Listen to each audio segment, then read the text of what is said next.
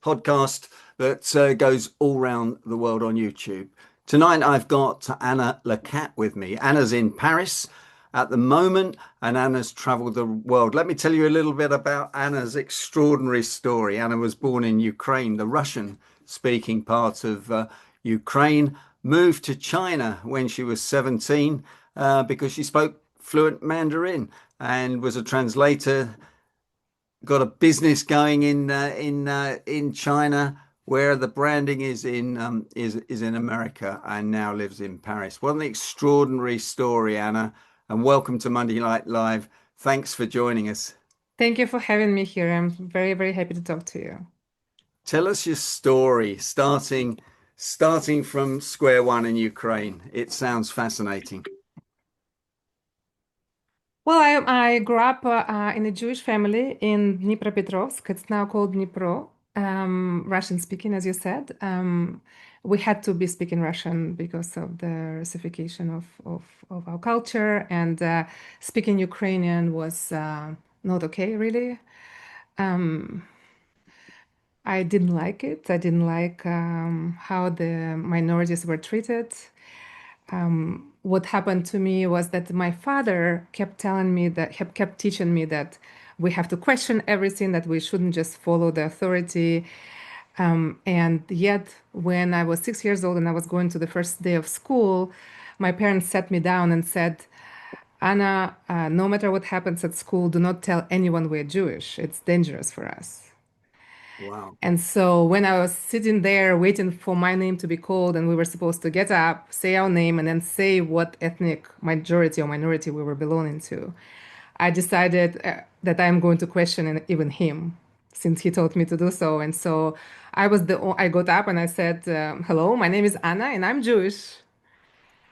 And so I ended up to being the only officially Jewish kid in a school of hundreds. And so it started this process of I was trying to make friends with other kids who were openly hating me as a Jew because anti-Semitism was something that was supported by the system. It was official, right? And so I decided that I'm going to become a Jewish friend of many. And there was this process that happened where I would invite kids to our house and I would introduce them to my family and to our rituals and we would read books together. They would meet my parents. And all the kids went through this process from saying, well, we hate all the Jews, but you're okay, to, well, it's so interesting here. We learn so much, to ultimately, we are sorry for what we said in the past. We love and respect you. And so when I saw that this process is possible, I think that was very much forming moment in my life. Oh, for me to connect with other people, even if they hate me, even if they stereotype me, even if there is like some kind of bias about me, all I need to do is just show up, show to them who I am, being authentic, and things can happen and connection can exist. And so I moved from Ukraine to China. At 17, I got into Chinese school in university and then built several businesses in China.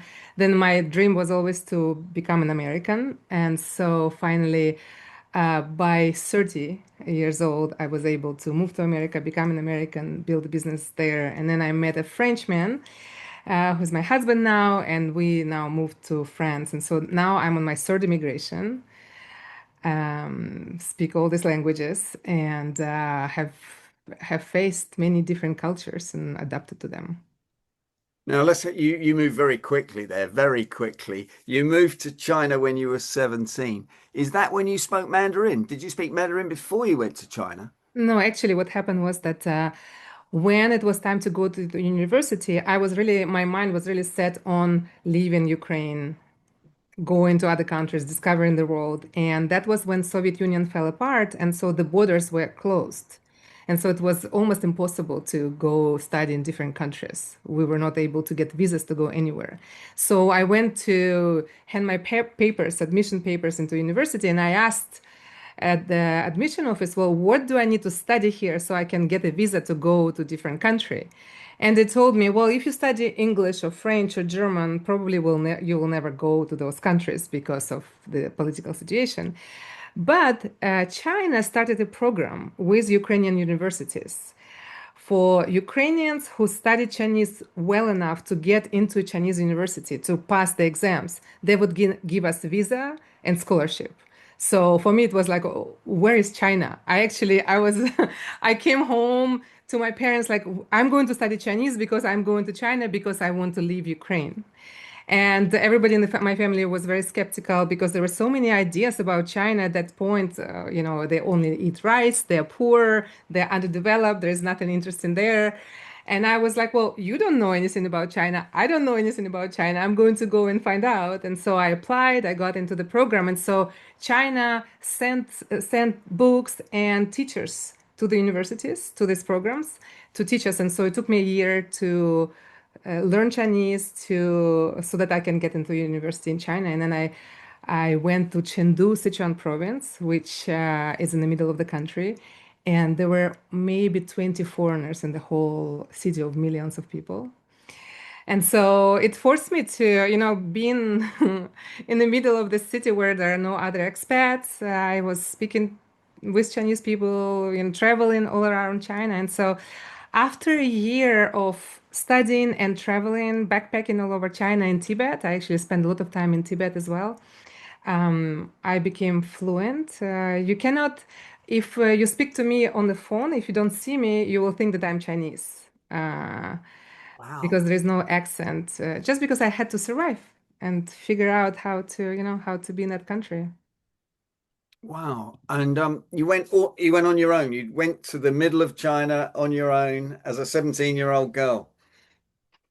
Yeah, I really wanted to get out and to So discover the world. what did your mum and dad think about that? I think, well, they were supportive. Well, first of all, they couldn't stop me. No, I can see from your personality there wasn't a chance of that, was there? No, but at the same time, my father had me promise that I'll write to him, and I wrote to him every day. I sent him letters every day. And I now have all those letters because he saved all of them. So it's actually really interesting because I think from there on, I started this practice of journaling every day and thinking through and reflecting on myself, on the world, on what's going on with me, and how the world affects me.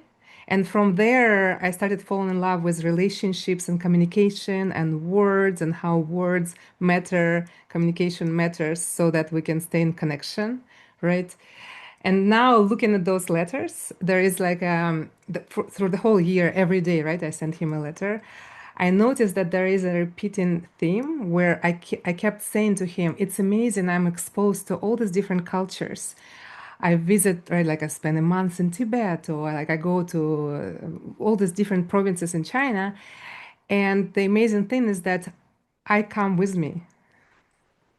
No matter where I go, I'm still there.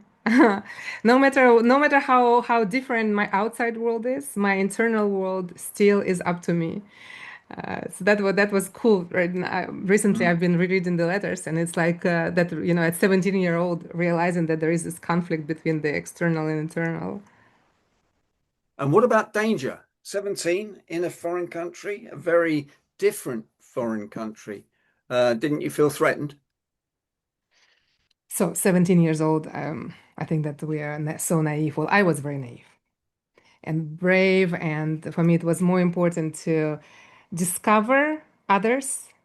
And because I spoke Chinese fluently, I could understand. Also, I was coming from Dnipropetrovsk, so that's pretty scary to grow up in. It was pretty scary to grow up in Soviet Union, in where I grew up. The streets were not safe. And that's the part of Ukraine now which is controlled by Russia. No, not yet. It's not yet, hopefully. No, Right. no, it's Donetsk region that's controlled by Russia, and Dnipro region is right next to it. So they're coming close, but they're not. It's not yet under control. It's under the rockets every day. Wow. Bombings are there, and so with my street smarts coming from there, I was fine in China. China was actually much safer. And if I tell you now, now China is so much safer than anywhere else in the world because there are no stealings, there are no killings. Like it's very safe to be on the streets in China, and it was already then. So I spoke the language. I was street smart, and also because I'm so set, my focus is to connect with others. So I'm very good with I look people in the eyes. I read people really well.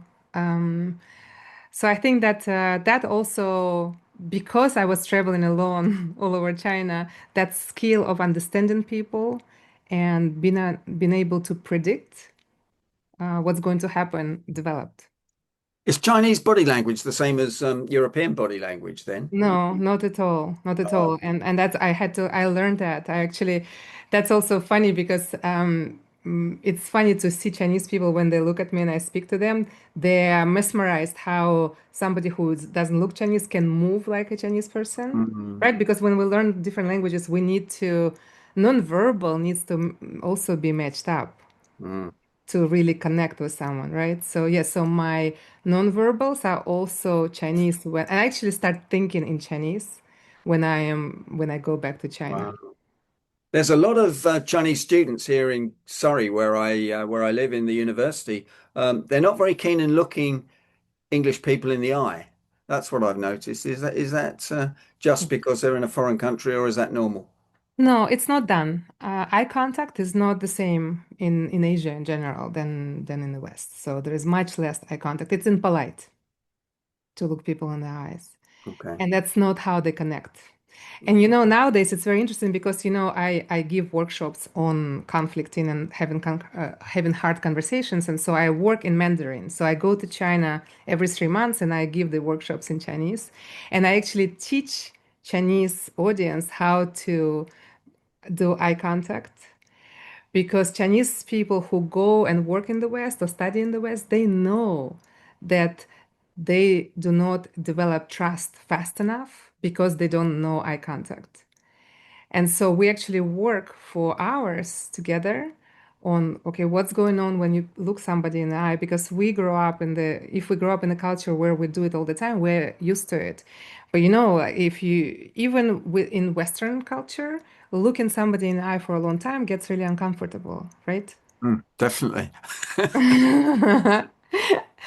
And so we do it a lot in my workshops because a lot going on, like we feel a lot, we can get overflooded with emotions, with sensations, right?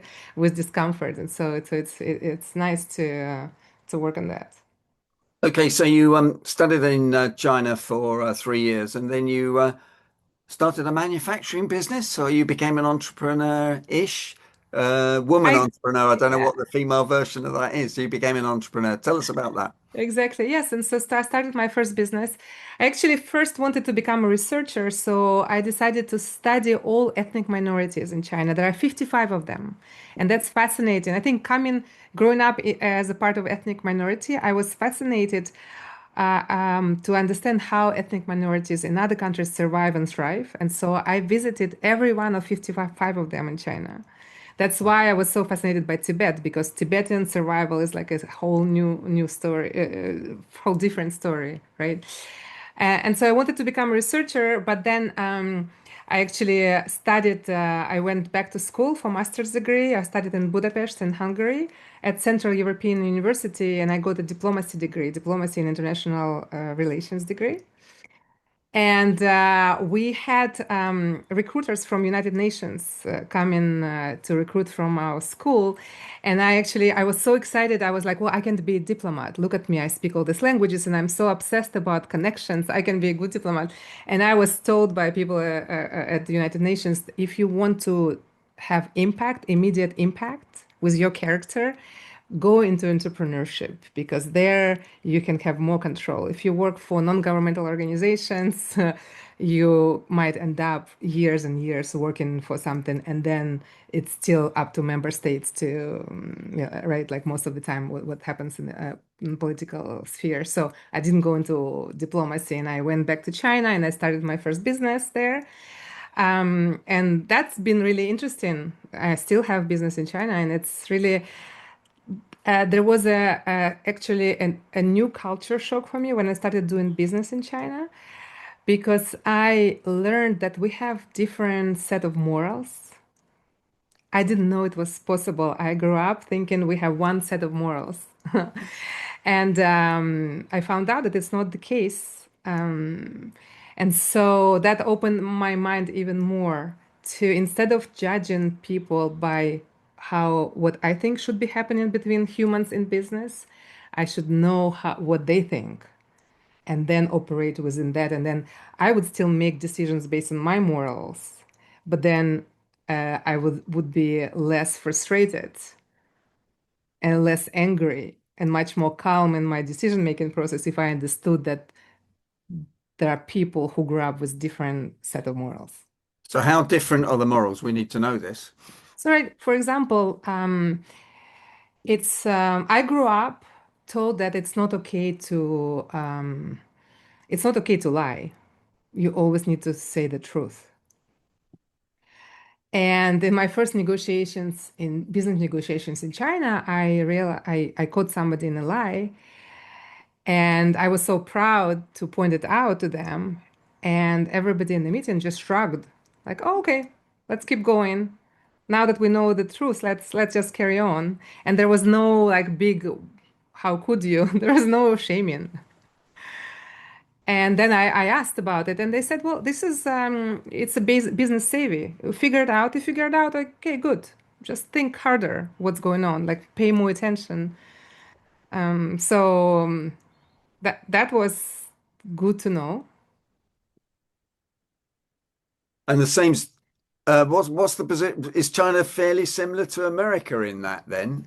In a negotiation, it's okay to lie? Because I asked that question to my audiences in the UK and get a very mixed reaction. Oh, when I moved to the States and started doing business there, I thought I found that it's so much easier to do business in the States than in China. I actually could not believe how upfront people were about the business and what they wanted to do, what they wanted to achieve. I noticed in my own experience, so I'm not generalizing, I didn't do the study on this. So this is all just a disclaimer. This is just from my experience. It's not my area of research.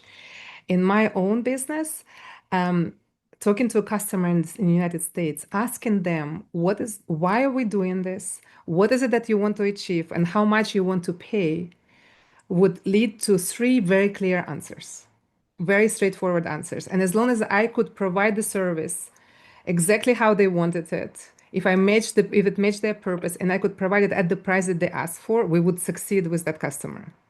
There was no need to think further. So it was very straightforward because my customers were much more focused on productivity, effectiveness, efficiencies, and moving along and competing and winning than anything else. While in China, the negotiations would be much more complex. So what was the product you were manufacturing in China and selling into the UK into the US? So our product was actually our service. We were promising American companies that we would produce their products in China, protecting their IP. So we promised that their products would not be copied in China. And so we set up the whole operation, guaranteeing that IP was protected, their intellectual property was protected. So we separated, so it was a supply chain management company. We didn't, we were industry agnostic. We still are. It's actually the company still exists. It's just much more difficult to run the business because of the tariffs. And so it didn't matter for us what we're producing. It mattered that it was important to protect the IP. So we were in machinery, electronics, medical devices, safety devices, fashion, and we guaranteed, and we never actually we were able to protect. It's been now 25 years this company is in business. How many people did you employ? We had 50 people in the office, and then we work with hundreds of different factories. And this was your business and you were Yeah. the entrepreneur. I was the Wow. founder and CEO. Yes, Well, congratulations on that. thank That's you. fantastic. So tell us about the work you do on conflict and the workshops you do, because when we first spoke, you were in Malta. Last week, you were in Dublin. Tell us all about that. So the workshop is called Love in Conflict. I actually wrote a book about it Show us. Yep. called Love in Conflict. And where can we get that book? Amazon and or anywhere the books are sold. Thank you for asking. And it's also on Kindle. And so I actually lead the very much interactive workshop where we learn how to have hard conversations. And I use tango as a metaphor. I'm a tango dancer.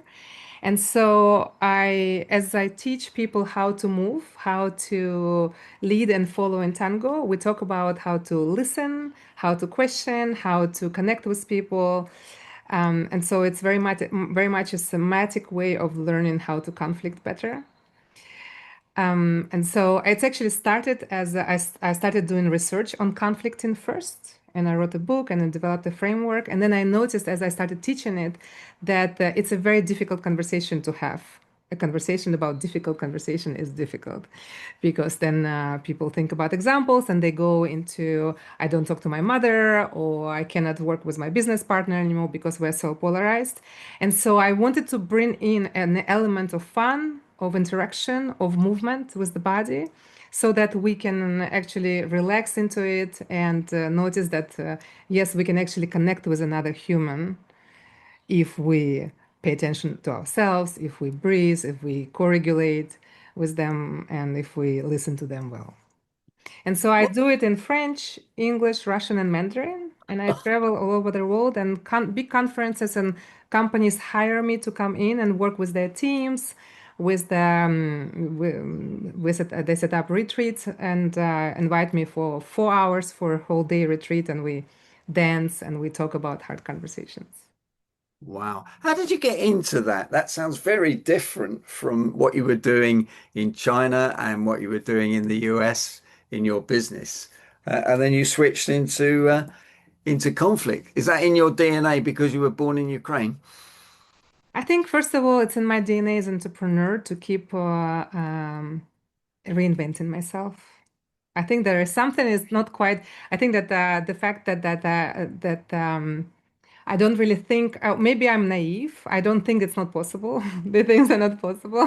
I notice that there is something that I want to share with people, and I just start building. And I go and I make phone calls and I try and I offer. Specifically, conflict. Look, I am in the middle of several major conflicts right now in the world. So I'm Ukrainian and we have a war in my country. I'm Jewish and I have family in Israel and there is a conflict in the Middle East. I have business between China and America and there is a major trade war, right, between these two countries. And so just if you look at so I am constantly every day I'm having these conversations. My husband is French, my mom is Ukrainian, she lives with us, and so and my kids speak all these different languages, so it's constant for me what's going on when we come from different culture, from different political view. If we look different, how do we connect? So this is just it seemed like a natural development for me to think about it. How come I was able to go through three migrations and connect with people, build businesses, and have amazing friends along the way? What is it about it? Like, is there some kind of secret sauce, right? And then I wrote a book, and then I kept trying to tell people about it, and then I noticed that oh, instead of standing on the stage, actually one day I was given a keynote and I looked around, and everybody was so, they were all sitting there. And I was thinking, oh my God, they are sitting there. There is another keynoter and another keynoter there. And I just got down from the stage and I said, well, can we have some music? And can we, can we like have interactions with each other? Can we talk? Can we bring microphones and ask people what they think? And so it became very interactive. And from there on, I realized that actually, because I'm so obsessed with connections, I'm actually a very good facilitator. I actually know, I can actually feel the room and I know who wants to talk now. And so I go and give them microphone and ask them a question, you know? So I think it's just that my whole life of traveling and connecting led me to this. So come on then, what is your secret sauce? All right. My secret sauce is that I listen ready to change my mind. And what would you recommend to the three conflicts that you've talked about that are going on in the world now? Because they seem to have got a little bit out of hand, haven't they? Yeah. And I think, look, what I do in my own life, when the war in Ukraine started, I couldn't speak to Russian people in my community here. I was already living in France, and I couldn't speak to Russian people. And Russian people would be who live here, right? The expats. And I was so angry I couldn't hear Russian language. In the house, we said, okay, we are going to only speak Ukrainian from now on. Like, we're going to forget about Russian culture. We were like seeing Putin and aggression everywhere in Russian songs. And I grew up singing Russian songs and reciting Russian poetry. And so that the fact that I was writing a book about connecting with people different from us influenced me. And I was like, okay, I can't do this. I cannot just erase the whole ethnic group from myself, from my life, because there is an aggression from their political leader, right? And so I started listening to the Russians on my street, right? Like my neighbors, and asking them questions and listening, ready to change my mind. And ended up realizing that, well, they're also afraid for their survival, right? They also care about their families. There is always a common ground, even if there are some major things that we disagree on. And many of the Russian people, well, some changed their mind, some just share that, well, we do not support. We will do everything possible to change the regime, and we will do everything possible now to help Ukraine. So they came in, they gave money, time, jobs to Ukrainians who were coming in. So I feel like as long as if I was able to, I was able, willing first, and then able to listen to them and to build a bridge. The same when the conflict started in Israel, in Palestine, the same thing. There was a group that we put together with people who supported Palestinians and Israelis, and we talked once a week on Zoom. We talked, and it was incredibly difficult. It felt like open heart surgery every time. We were all crying. It was unbearable, and yet it felt like so necessary for us to talk, because we were building a bridge. So I'm not saying that these bridges can resolve conflicts and wars. However, they can, if many of us are building the bridges, right? And yes, again, I'm naive here. I'm just going to continue doing what I'm doing, hoping that there's going to be a little bit of impact. I don't think you're naive at all, but we'll debate that later. And finally, what about America and China and your tariffs and Mr. So, Trump? yeah, We are being recorded though, even though I've got some American friends on here. look, so I can't do anything about tariffs. However, my conflict actually is not with tariffs. My problem right now between my Chinese company and my American clients is all the propaganda. When I speak to my American clients about my Chinese team, nowadays there is zero trust. There was already not much trust, but now whatever comes from China is completely mistrusted in the States, and vice versa. When I speak to my Chinese team that I've hired and trained for years and years and years, now there is doubt to just any fact that's coming from there. So we have engineering teams working together. It's a nightmare to bridge right now because of everything that they see on TV in newspapers. So that's where I'm working most to explain. And when I say to either Chinese or Americans, when I tell them that you are in a bubble of information, that you're in echo chamber and you are only getting information that confirms your beliefs, right? It's very difficult and very uncomfortable for people to step out of Mm. it, right? So that's where I sit every day. Every conversation in this conflict is about that. What's real? What is actually happening? So I bring news from China, for example, and I talk about those news to my American clients or teams, and vice versa, to see if they would consider that there is a slightly different reality on the other side. So Anna, how do you fit all this into your diary when you're still bringing up three multilingual children? How do I fit it in my schedule, you mean? Yeah, what's your schedule? What does it look like, and how do you do it?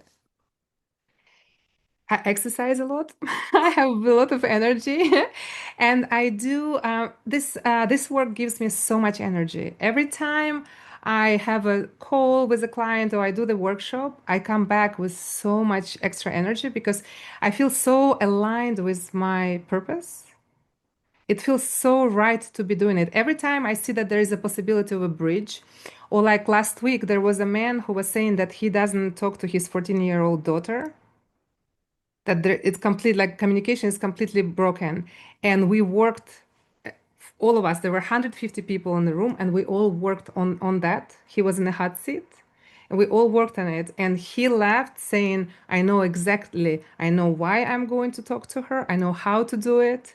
Other people who successfully bridged breakdown of communication with their teenagers shared with him how they've done it, so he knows it's possible. And so he left saying, okay, now I know, I go and I'm going to do it. So for me, thinking that I did something to affect a father talking to his teenage daughter like this, I cannot go, I don't want to sleep. I just want to keep going. No, I understand that, but you're also running a business between China and America at the same time. You must be doing that when you're on the cycling machine on Zoom in the gym. I delegate well also. Okay, okay. Well, Anna, we've nearly run out of time, so hold your book up for us again so that we can see it clearly. And for anyone that's watching this on YouTube or listening to this on the podcast, Loving Conflict, Anna Lecat. And Anna, tradition is that you give us one last tip from your experiences going forward for 2026, 2027. What would that tip be? Listen, ready to change your mind. I Fantastic. think that if we don't do that, we do not have permission to have a conversation because it's not a conversation if we are not ready to change our mind.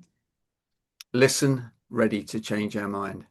Anna Lecat, thanks for joining us. And can I ask members of Monday Night Live to give Anna a round of applause in the normal Monday Night Live way? Thank Anna, you for having me. thanks so much for joining us, and I hope you'll join us again at some stage. And thanks to Patricia Fripp for introducing you to me, and she coached you on your TED Talking in Graz. That's the connection, and Exactly. And she's that's amazing. that's what it's all about, connections. Yes. Thank you so much for joining us. Thank you.